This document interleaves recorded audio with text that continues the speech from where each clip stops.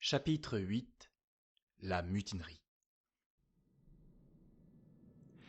Dans la prison glaciale du port de San Julián, les antagonismes doivent s'être heurtés avec plus de violence encore qu'en pleine mer. Et cependant, malgré cette situation extrêmement tendue, Magellan ne recule pas devant une mesure qui ne peut qu'accentuer le mécontentement général. Comme il sait qu'il faudra de nombreux mois encore avant de pouvoir atteindre les contrées fertiles des tropiques, en admettant qu'il y arrive, il donne l'ordre de diminuer les rations. C'est de sa part une audace vraiment incroyable que d'annoncer ici, en ce coin éloigné du globe, et cela dès le premier jour, à des équipages déjà hostiles, que désormais on va réduire les rations de biscuits et de vin. En fait, c'est cette décision énergique qui a sauvé plus tard la flotte. Car jamais elle n'aurait pu venir à bout de ce fameux voyage de 100 jours à travers l'océan Pacifique, si l'on n'avait pas à cette époque procédé de la sorte. Mais les hommes, indifférents à un projet qu'ils ne connaissent pas, ne se montrent nullement disposés à accepter une telle mesure. Un instinct assez juste leur dit même que si leur amiral doit conquérir grâce à ce voyage une gloire éternelle, les 3/4 d'entre eux au moins devront payer ce triomphe de leur vie. S'il n'y a pas assez de vivres, murmure-t-il, eh bien qu'on s'en retourne. D'ailleurs, on est allé plus loin dans le sud qu'aucun navire européen ne l'a jamais fait. Personne ne pourra leur reprocher plus tard de n'avoir pas accompli leur devoir. Quelques-uns sont déjà morts de froid. Et ce n'est pas après tout pour l'océan glacial, mais pour les Moluques qu'on les a engagés. À ces remarques, quelques historiens espagnols ont fait répondre à Magellan par un discours qui cadre très peu avec sa nature plutôt sèche, et qui sent plutôt le Plutarque ou le Thucydide pour qu'on puisse y ajouter foi. Ils s'étonnent, lui font-ils dire, que des Castillans puissent faire preuve d'une telle faiblesse et oublier qu'ils n'ont entrepris ce voyage qu'au service de leur roi et de leur patrie. Lorsqu'on lui a confié le commandement, il a supposé qu'il trouverait chez eux l'esprit de courage qui a toujours animé la nation espagnole. Quant à lui, il préfère mourir que de revenir couvert de honte. Plus grandes seront leurs privations, plus magnifique sera la récompense que leur décernera le monarque. Mais en réalité, on n'a jamais apaisé un homme affamé avec un beau discours. Ce qui sauva Magellan en cette heure critique n'est pas la rhétorique, mais la fermeté de sa décision, son refus de faire aucune concession. C'est tout à fait consciemment qu'il provoque dès le début la résistance pour pouvoir la briser aussitôt d'une main de fer. Mieux vaut engager tout de suite le combat que l'ajourner indéfiniment. Mieux vaut aller à l'encontre de l'ennemi que de se laisser acculer par lui.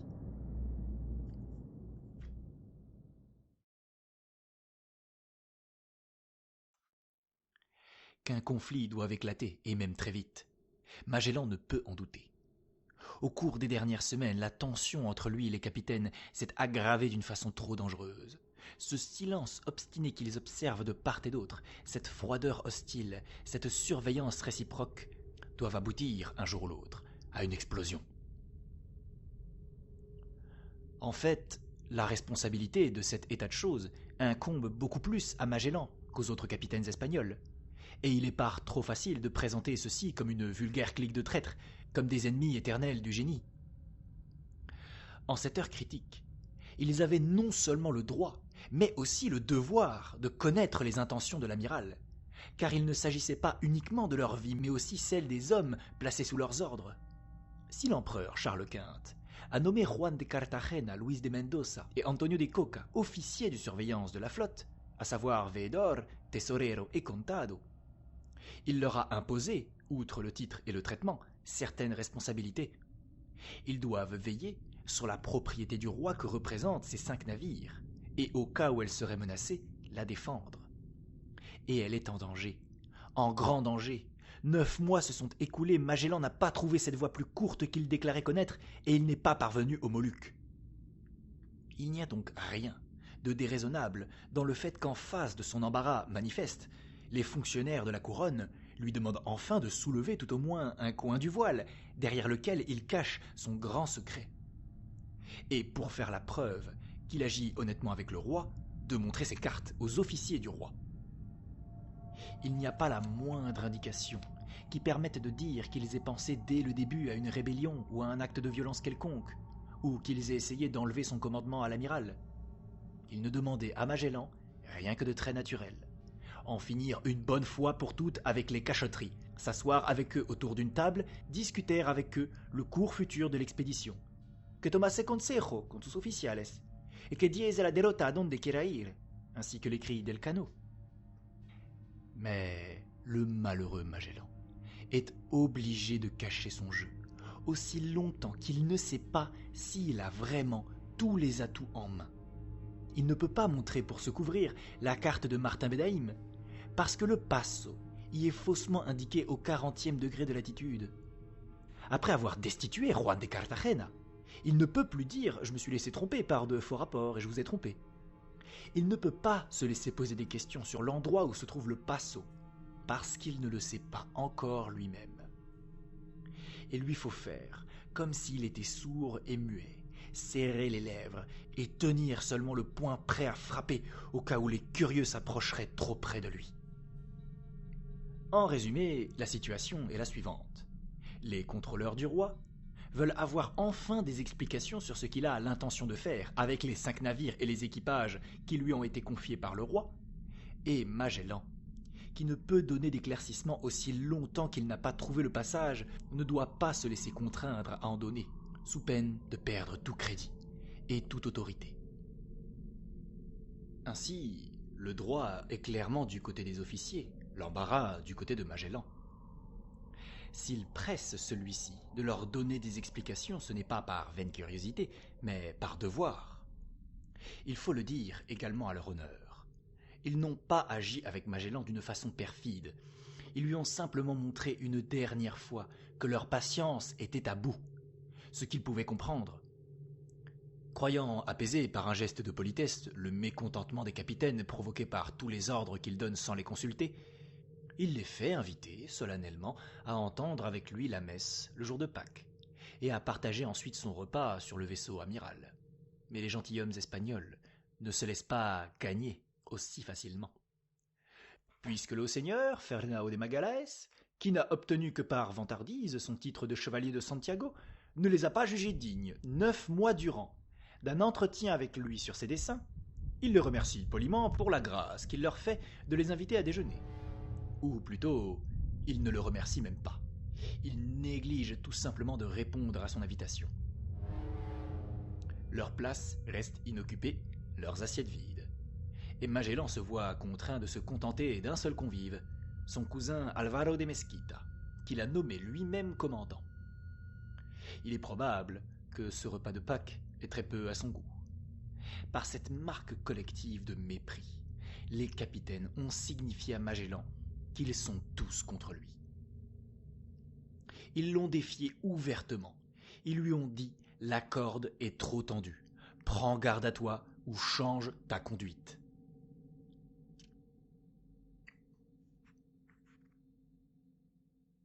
Magellan a compris l'avertissement. Mais rien ne peut troubler cet homme aux nerfs d'acier. Tranquillement, il déjeune avec Mesquita, sans manifester le moins du monde son mécontentement. Avec calme, il donne les ordres ordinaires sur le navire, et quand vient la nuit, il s'étend paisiblement sur sa couche.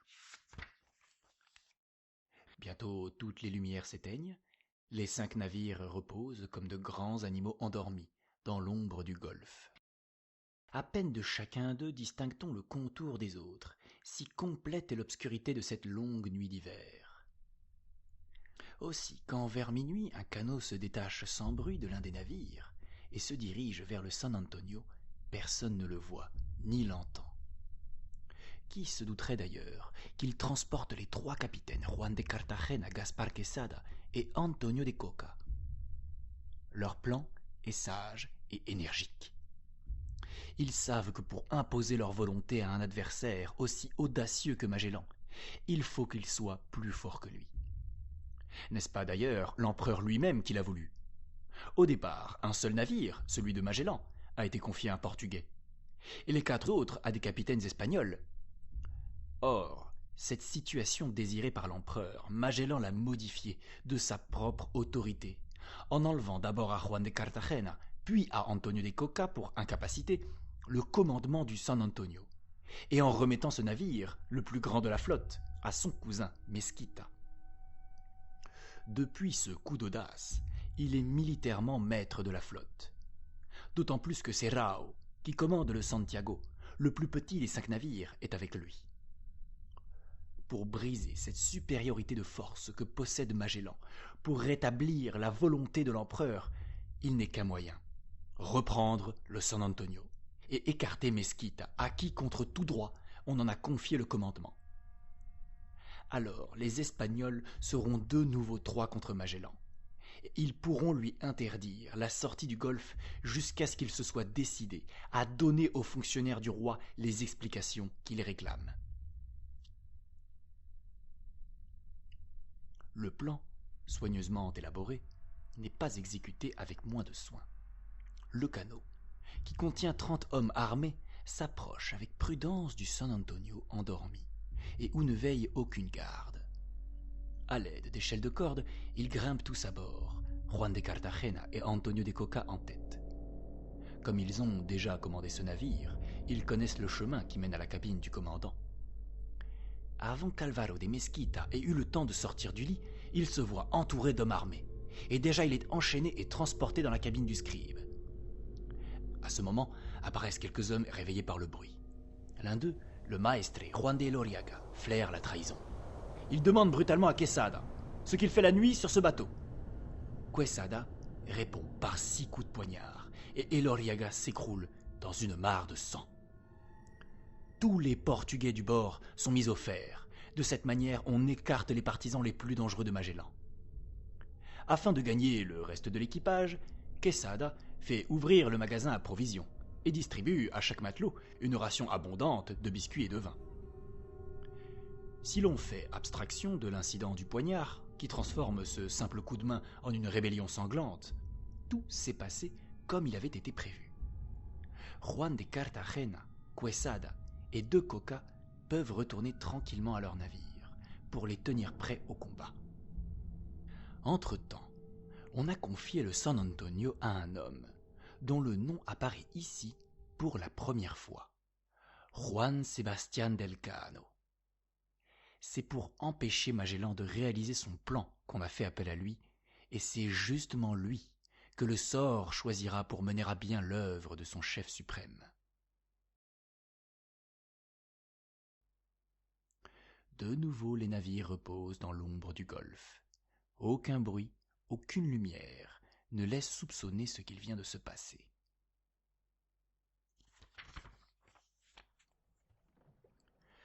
Dans ces régions inhospitalières, le jour se lève tard et maussade. Les 5 navires sont immobiles, à la même place, dans la prison glaciale du Golfe. Aucun signe extérieur ne permet à Magellan de se douter que son cousin et ami, que tous les Portugais à bord du San Antonio sont enchaînés, et qu'un capitaine rebelle a pris le commandement du navire. Au mât flotte la même oriflamme que la veille, rien ne paraît changer. Et, comme tous les matins, Magellan envoie un canot à terre pour aller chercher la provision quotidienne de bois et d'eau douce nécessaire à toute la flotte. Comme chaque matin, le canot touche d'abord le San Antonio, qui délègue régulièrement plusieurs matelots pour la corvée. Mais voilà qui est étrange. À l'approche du canot, aucune échelle de corde n'est lancée du San Antonio. Aucun homme ne se montre. Et comme les rameurs, mécontents, crient vers le pont qu'on pourrait bien se dépêcher, il leur est répondu que désormais sur ce navire on ne recevra plus d'ordre de Magellan, mais uniquement du capitaine Gaspar Quesada. La réponse est trop étonnante pour que le canot ne retourne pas vite vers le navire amiral, afin d'avertir le commandant de ce qui se passe. Ce dernier se rend compte immédiatement de la situation. Le San Antonio est aux mains des rebelles. Il a été joué. Mais même une pareille surprise ne peut précipiter le battement de son cœur, ni troubler pour un instant la lucidité de son cerveau. Sa première pensée est de s'assurer de l'importance réelle du danger. Combien de navires sont encore pour lui? Combien contre lui? Le même canot dépêché vers chaque bâtiment lui apprend qu'en dehors du Santiago, tous sont pour les rebelles. Le San Antonio, le Concepción et le Victoria. 3 contre 2. Ou plutôt 3 contre 1, car en cas de combat, le Santiago ne compterait pas pour beaucoup. La partie est donc perdue. Et tout autre la jugerait comme telle. L'œuvre de Magellan, à laquelle il a consacré plusieurs années de sa vie, a été anéantie en une seule nuit. Il lui est impossible de poursuivre avec un seul navire son voyage dans l'inconnu. Et pourtant, si les autres bâtiments lui sont nécessaires, il ne peut les contraindre à l'obéissance. De secours, il ne peut en attendre de nulle part.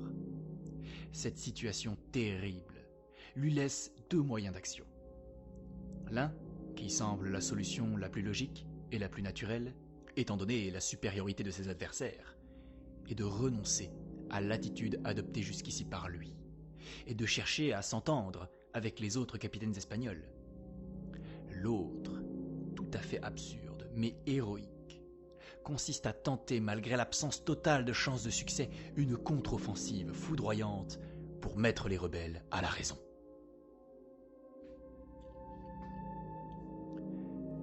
Tout parle en faveur de la première solution, car les capitaines espagnols n'ont pas encore menacé Magellan, ni ne lui ont posé aucun ultimatum. Leurs navires sont toujours immobiles. Aucune attaque n'est envisagée. Quoique disposant maintenant de la supériorité des forces, ils ne veulent pas, à des milliers de milles de leur patrie, s'engager dans une absurde guerre civile. Ils se rappellent trop le serment prêté à l'église de Séville. Ils connaissent trop bien les punitions infamantes infligées aux mutins et aux déserteurs. Des gentilshommes comme Juan de Cartagena, Luis de Mendoza, Gaspar Quesada et Antonio de Coca, que le roi a nommés ses hommes de confiance, ne tiennent pas du tout à rentrer en Espagne déshonorés et marqués du sceau de la trahison. C'est pourquoi ils ne se prévalent pas de leur supériorité numérique, mais se déclarent au contraire, dès le début, disposés au pourparler. Leur intention, en s'emparant du San Antonio, n'était pas d'entrer en rébellion, mais seulement d'exercer une pression sur l'amiral et d'obtenir enfin les explications qu'il demande. Par conséquent, la lettre que Gaspar Quesada envoie à Magellan au nom des capitaines espagnols n'est nullement un défi. Tout au contraire, elle est intitulée humblement « Supplicación », supplique, et elle commence, en employant les formes les plus polies, par la justification de leur action. C'est uniquement à cause de la façon humiliante dont ils ont été traités par l'amiral qu'ils se sont vus contraints de s'emparer du navire dont le roi leur a confié le commandement. Mais cela ne veut pas dire qu'ils songent le moins du monde à contester à Magellan les pouvoirs qui lui ont été accordés par Sa Majesté. Ils se contentent de demander qu'on les traite mieux à l'avenir, et, s'il accepte de se conformer à ce désir justifié, ils le serviront non seulement avec obéissance, comme c'est leur devoir, mais encore avec le plus grand respect. Cette lettre exprime un désir de conciliation évident. Mais Magellan s'est déjà décidé depuis longtemps pour l'autre solution, la solution héroïque. D'un coup d'œil rapide, il a reconnu le point faible de ses adversaires, leur manque d'assurance. Il y a dans le ton de leur supplique quelque chose qui montre que les chefs de la rébellion ne sont pas résolus à recourir aux mesures extrêmes, et c'est en cela que consiste leur grande infériorité. Si l'on sait utiliser cette chance avant qu'ils aient eu le temps de se mettre d'accord, la fortune peut encore changer de camp, la partie perdue être regagnée. Mais, et on ne saurait trop le souligner, la notion de hardiesse a, chez Magellan, une couleur particulière. Agir hardiment chez lui ne signifie pas du tout agir d'une façon impulsive, précipitée, mais au contraire, entreprendre quelque chose d'extrêmement dangereux, avec le maximum de calcul et de prudence. Ses plans les plus audacieux sont toujours forgés au feu de la passion, puis trempés dans la froide réflexion. C'est grâce à ce mélange d'imagination et de prudence qu'il triomphe de tous les dangers. En une seconde, son plan est conçu. Le reste du temps ne servira qu'à en préparer minutieusement tous les détails. Il se rend compte qu'il lui faut faire la même chose que sa capitaine, s'emparer tout au moins d'un navire pour reprendre la supériorité qu'il a perdue. Mais comme cela a été facile à eux, et comme celui est difficile à lui, ils ont assailli dans la nuit un navire complètement endormi et dont le capitaine et l'équipage ne se doutaient de rien. Il n'y avait eu aucune résistance à surmonter, aucun combat à livrer. Mais maintenant, il fait grand jour, Les capitaines des 3 navires rebelles observent avec méfiance chaque mouvement à bord du navire amiral. Les canons sont tenus prêts à tirer, les arquebuses chargées. Les rebelles connaissent trop bien le courage de Magellan pour ne pas le croire capable d'une attaque téméraire. Mais ils connaissent uniquement son courage, non sa ruse. Ils ne se doutent pas que ce calculateur rapide osera entreprendre même ce qui apparaît le moins probable, à savoir un coup de main en plein jour avec une poignée de gens et ce à la vue de 3 navires solidement armés. D'ailleurs, le fait qu'ils ne choisissent pas, pour son coup audacieux le San Antonio ou son cousin Mesquita j'y enchaîné, est déjà de sa part une manœuvre de diversion géniale, car c'est là, bien entendu, qu'on s'attend en premier lieu à une attaque. Mais précisément parce que l'attaque est attendue à droite, il frappe à gauche, non pas contre le San Antonio, mais contre le Victoria. Le moindre détail du coup de main a été mûrement réfléchi. Tout d'abord, Magellan retient, avec le canot qui les a amenés, les hommes qui lui ont apporté la supplique, l'offre des négociations de Gaspar de Quesada. Par là, il obtient 2 résultats. Primo, en cas de conflit, il a affaibli de quelques combattants l'équipage des navires rebelles. Segundo, par ce coup rapide, il a 2 canots au lieu d'1. Et cet avantage, en apparence infime, s'avérera bientôt décisif. Car, conservant son propre canot, il peut envoyer sur celui de ses adversaires son maître d'armes et homme de confiance, l'alguazil de la flotte, Gonzalo Gómez de Espinosa, avec 5 hommes vers le Victoria, pour y remettre une lettre à son commandant Luis de Mendoza. C'est sans aucune méfiance que les rebelles à bord de leur navire voient venir à eux le petit canot. Ils n'ont aucun soupçon, car comment une chaloupe de 5 hommes pourrait-elle s'attaquer à un navire de 60 hommes d'équipage, et de plus commandé par un capitaine aussi éprouvé que Luis de Mendoza? Assurément, ils ne peuvent pas voir que ces 5 hommes emportent des armes cachées sous leurs vêtements, et ne savent pas que Gómez de Espinosa a été chargé par l'amiral d'une mission importante.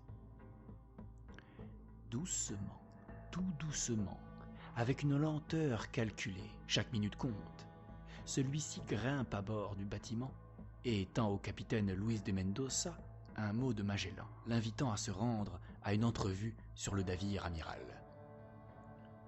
Mendoza lit le mot. Mais il se rappelle trop bien la scène du Trinidad, au cours de laquelle Juan de Cartagena a été brusquement arrêté comme un vulgaire criminel pour ne pas se laisser attirer dans un piège. « Tu ne m'auras pas !» se dit-il avec un sourire ironique en achevant sa lecture. Mais ce rire se termine soudain par un cri de douleur. Le poignard de l'alguazil lui est rentré dans la gorge. Juste à ce moment, on reconnaît ici l'exactitude fantastique avec laquelle Magellan a calculé chaque minute et chaque mètre de la distance qui sépare les 2 navires. 15 hommes armés jusqu'aux dents et que Duarte Barbosa a amenés dans le canot du Trinidad sont grimpés à bord. L'équipage pétrifié regarde le cadavre de son capitaine. Il n'a pas encore eu le temps de décider quoi que ce fût que le général Duarte Barbosa a pris le commandement du navire. Il donne des ordres et les hommes terrorisés lui obéissent. En un instant, on a levé l'ancre, hissé les voiles et avant que les 2 autres navires rebelles aient pu comprendre ce qui se passe, le Victoria s'avance vers le vaisseau amiral. Et maintenant 3 navires, le Trinidad, le Victoria et le Santiago, font face au San Antonio et au Concepción et ferment l'entrée du golfe contre toute tentative de fuite. Par cette manœuvre foudroyante, la balance penche en faveur de Magellan. La partie perdue est regagnée. En l'espace de 5 minutes, les capitaines rebelles ont été placés en état d'infériorité manifeste, et il ne leur reste plus qu'à choisir entre la fuite, la lutte ou la reddition sans condition. Contre la fuite, l'amiral a déjà pris ses précautions.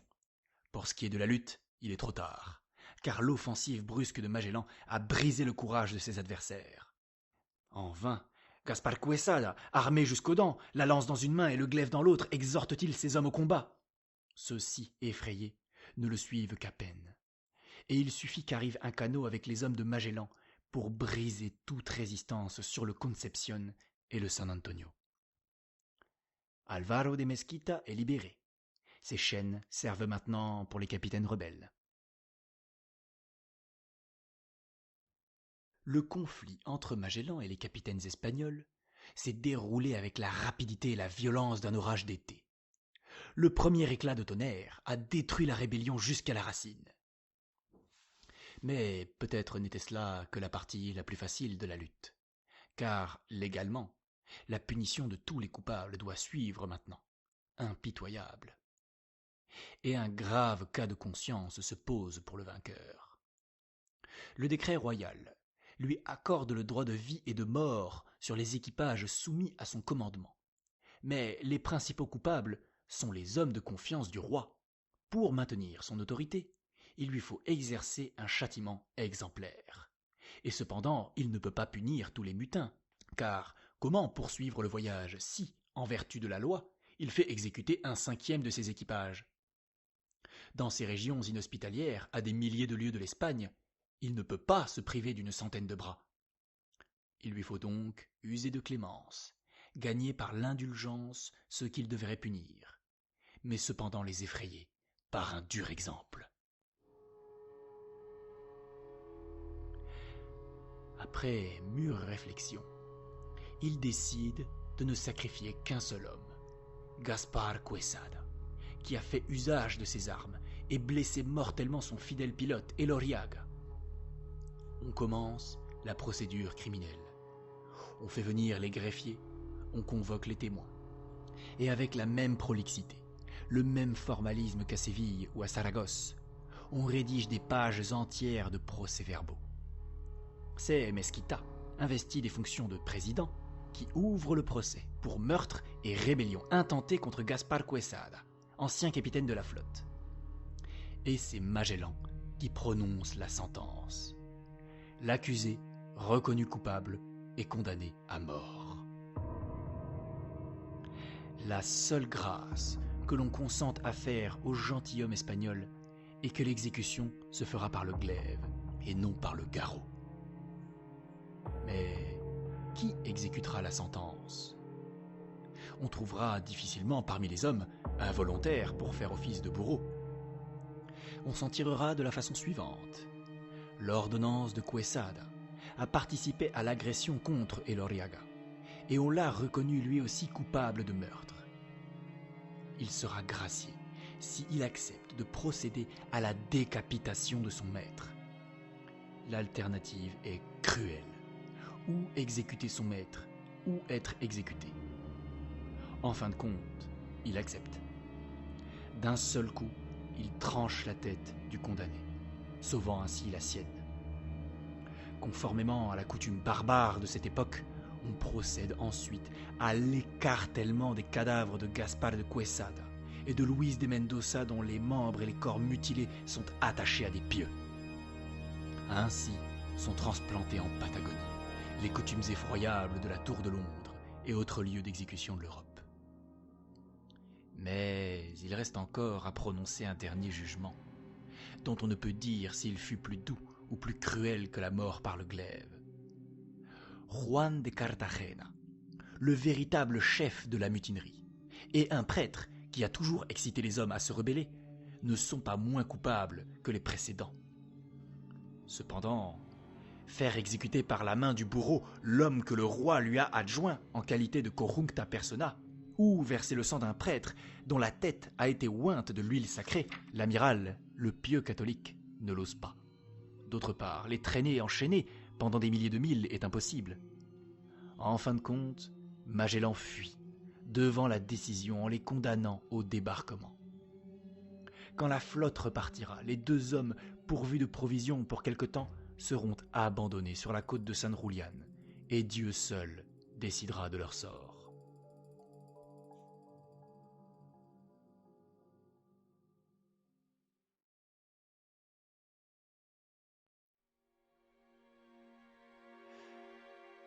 Magellan eut-il raison?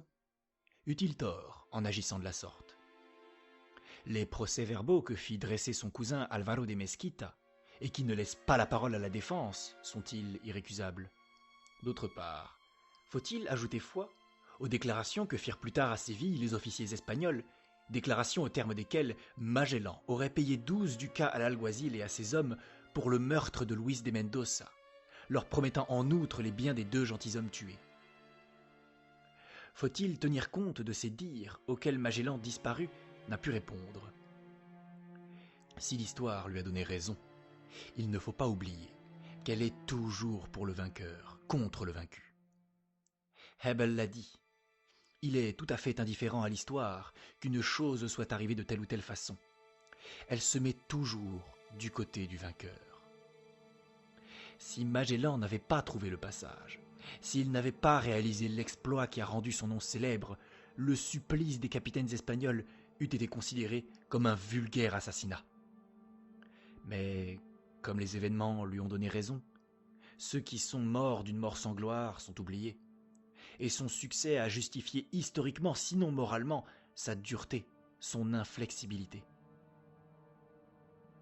En tout cas, l'attitude de Magellan à l'égard des capitaines rebelles a été un dangereux exemple pour le plus illustre de ses continuateurs, Francis Drake. 57 ans plus tard, ce héros et pirate anglais menacé lors d'un voyage aussi périlleux d'une mutinerie au sein de son équipage, paie, dans le même port malheureux de San Julián, un sombre tribut à la dureté de Magellan en l'imitant. Francis Drake connaît à merveille l'histoire du voyage de son prédécesseur. Il a lu les protocoles du jugement et sait quel châtiment impitoyable Magellan a infligé aux mutins. Il prétend même avoir retrouvé le billot sur lequel la sentence prononcée contre Quesada a été exécutée. Cette fois, le capitaine rebelle s'appelle Thomas Doughty. Comme Juan de Cartagena, il avait été mis au fer au cours du voyage et, étrange analogie, c'est sur cette même plage, dans le même port de San Julián qu'il est jugé. Et c'est aussi une condamnation à mort qui le frappe. Francis Drake laisse à son ancien ami le choix, soit comme Gaspar de Quesada, de subir la mort rapide et honorable par le glaive, soit d'être débarqué dans cette baie, comme Juan de Cartagena. Doughty, qui a lu lui aussi le récit du voyage de Magellan, sait qu'on n'a jamais retrouvé aucune trace de Juan de Cartagena et de son compagnon, et qu'ils ont dû mourir dans d'effroyables souffrances. Aussi choisit-il la mort certaine, mais brève, par le glaive. Une fois de plus, une tête roule sur le sable. Éternelle fatalité, qui veut que presque toujours les actions les plus glorieuses soient tachées de sang, et que ce soit précisément les hommes les plus impitoyables qui accomplissent les plus grands exploits.